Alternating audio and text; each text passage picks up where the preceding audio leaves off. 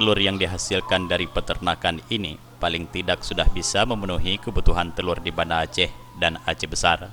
Untuk kebutuhan telur ayam ras di Banda Aceh dan Aceh Besar juga berasal dari peternakan milik masyarakat di kawasan Blang Bintang dan Kota Janto.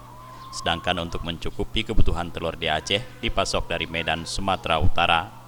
Kepala Dinas Peternakan Aceh Rahmandi mengatakan saat ini pusat peternakan tersebut memiliki 44.600 ekor ayam ras yang setiap harinya menghasilkan 38.000 butir telur.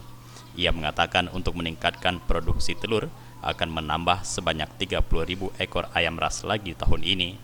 Dijelaskannya pusat peternakan ayam ras tersebut dikembangkan pada tahun 2017 yang dananya bersumber dari APBA. Selain itu di lokasi peternakan ini juga sudah selesai dibangun pabrik pakan ternak ayam ras.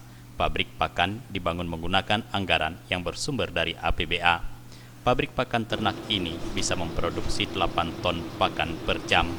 Kepala UPTD Balai Ternak Aceh, Ramli Hasan menambahkan, pakan untuk kebutuhan ayam ras yang diternak selama ini dipasok dari Medan.